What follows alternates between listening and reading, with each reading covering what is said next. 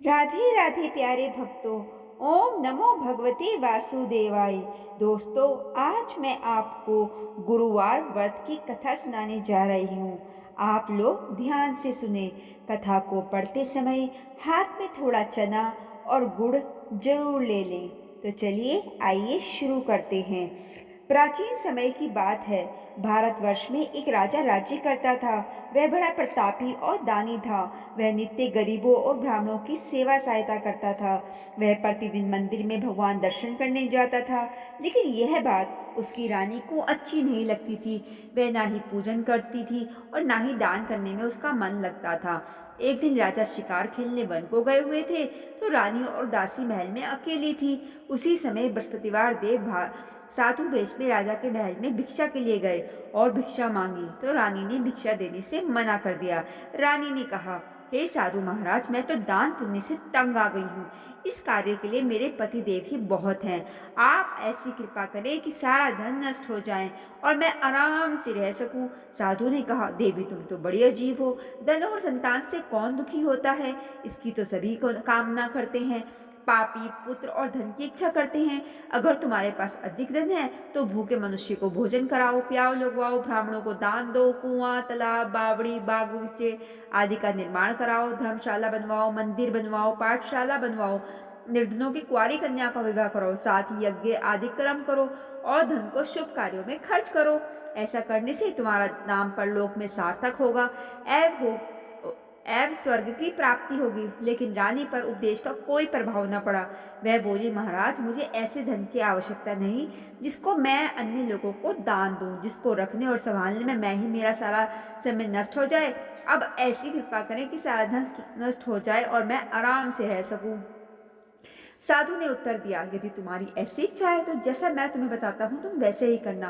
बृहस्पतिवार को घर को गोबर से लीपना और अपने केशों को पीली मिट्टी से धोना।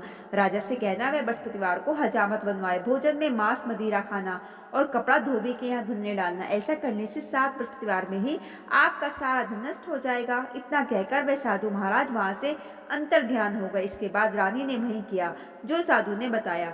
3 बृहस्पतिवार ही बीते थे कि उसका समस्त धन संपत्ति नष्ट हो गया और भोजन के लिए राजा रानी तरसने लगे। तब एक दिन राजा ने रानी से कहा कि तुम यहाँ पर रहो, मैं दूसरे देश में चाकरी के लिए चला जाऊं, क्योंकि यहाँ पर मुझे सभी मनुष्य जानते हैं, इसलिए कोई कार्य नहीं कर सकता। देश चोरी परदेश भीख बराबर है।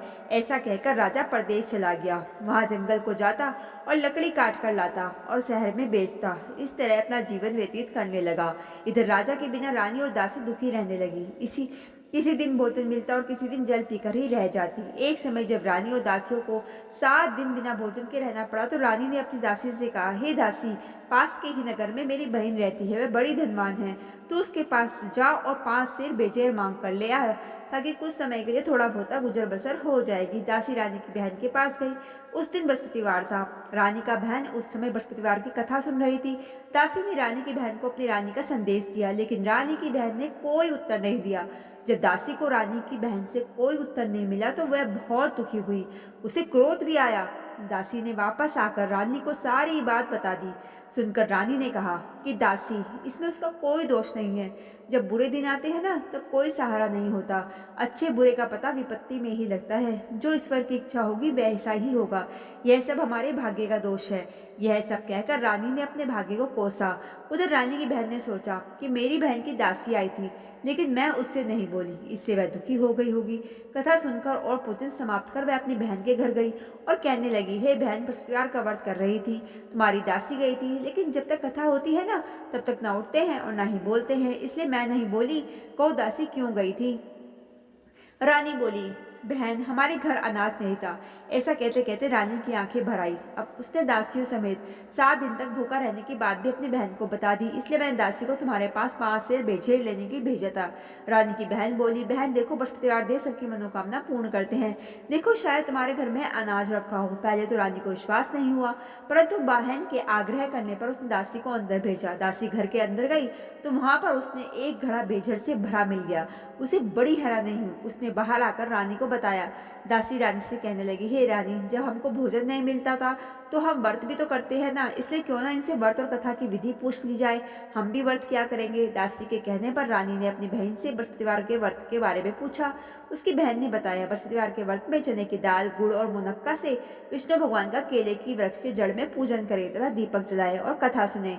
उस दिन एक ही समय भोजन करें। भोजन में पीला खाद्य पदार्थ का सेवन जरूर करें, इससे गुरु भगवान प्रसन्न होते हैं, अन्न, पुत्र और धन का वरदान देते हैं, साथ ही सभी मनोकामनाएं पूर्ण करते हैं। व्रत और पूजन की विधि बताकर रानी की बहन अपने घर लौट आई।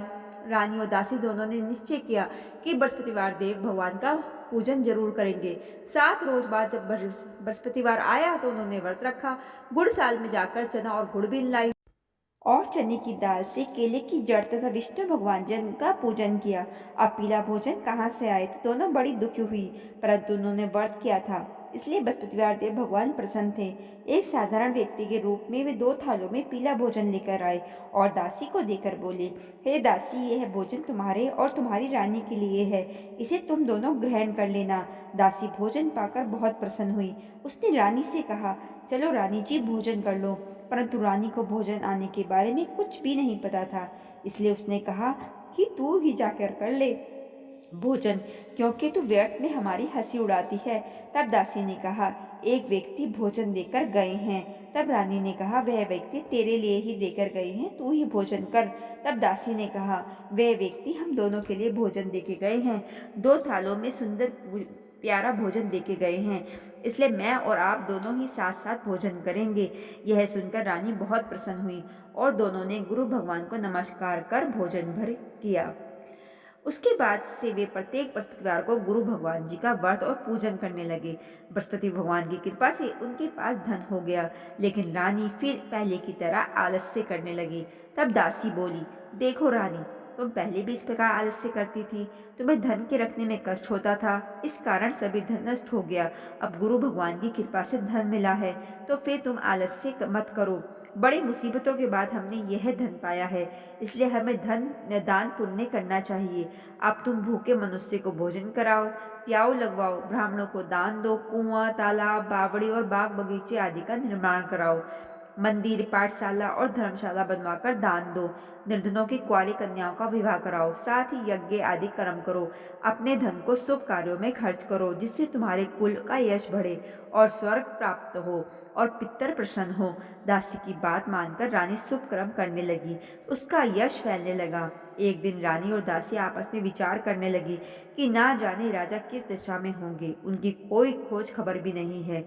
उन्होंने श्रद्धा पूर्वक बृहस्पति भगवान से प्रार्थना की कि राजा जहाँ कहीं भी हो वह शीघ्र वापस आ जाएं। उसी रात को बृहस्पतिवार देव राजा को सपन में कहा कि हे राजा, उठ, तेरी रानी तुझको याद करती है, अपने देश को लौट जा। राजा प्रातः काल उठा और जंगल से लकड़ी काटने के लिए जंगल की ओर चल पड़ा। जंगल से गुजरते हुए विचार करने लगा कि रानी की गलती से उसे कितने दुख भोगने पड़े। राजपाट छोड़कर जंगल में आकर रहना पड़ा, जंगल से लकड़ी काटकर शहर में बेचकर गुजारा करना पड़ा और अपनी दशा को याद करके व्याकुल होने लगा। उसी समय राजा के पास बृहस्पति देव साधु के वेश में आकर बोले, हे लकड़हारे, तुम इस सुनसान जंगल में किस चिंता में बैठे हो, मुझे बतलाओ। यह सुन राजा के नेत्रों में जल भर आया। साधु की वंदना कर राजा ने अपनी संपूर्ण कहानी सुना दी। महात्मा दयालु होते हैं। वे राजा से बोले, हे राजा, तुम्हारी पत्नी ने बृहस्पतिवार देव के प्रति अपराध किया था, जिसके कारण तुम्हारी यह दशा हुई। अब तुम चिंता मत करो, भगवान तुम्हें पहले से अधिक धन देंगे। देखो, तुम्हारी पत्नी ने बृहस्पतिवार का व्रत शुरू कर दिया है। अब तुम भी बृहस्पतिवार के व्रत में चने की दाल, गुड़ और मुनक्का से विष्णु भगवान का केले के वृक्ष की जड़ में पूजन करो तथा दीपक जलाकर कथा सुनो। उस दिन एक ही समय भोजन करना, लेकिन भोजन में पीला खाद्य पदार्थ का सेवन जरूर करना। भगवान तुम्हारी सब मनोकामना पूर्ण करेंगे।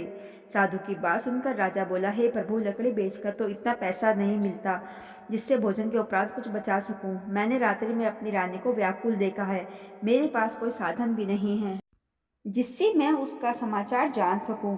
फिर मैं कौन सी कहानी कहूँ ये भी मुझको मालूम नहीं है। साधु ने कहा, हे राजा, मन में बृहस्पतिवार भगवान के पूजन व्रत का निश्चय करो। वे स्वयं तुम्हारे लिए कोई राह बना देंगे। बृहस्पतिवार के दिन तुम रोजाना की तरह लकड़ियाँ लेकर शहर में जाना। तुम्हें रोज से दुगना धन मिलेगा, जिससे तुम्हें भली भांति भोजन कर लोगे तथा बृहस्पतिवार देव की पूजा का सामान भी आ जाएगा। राजा ने ऐसा ही किया और उसको मनोवांछित फल की प्राप्ति हो गई। इस प्रकार जो भी यह कथा पढ़ता या सुनता है उसके सभी मनोरथ पूर्ण होते हैं। बोलो बृहस्पतिवार भगवान की जय।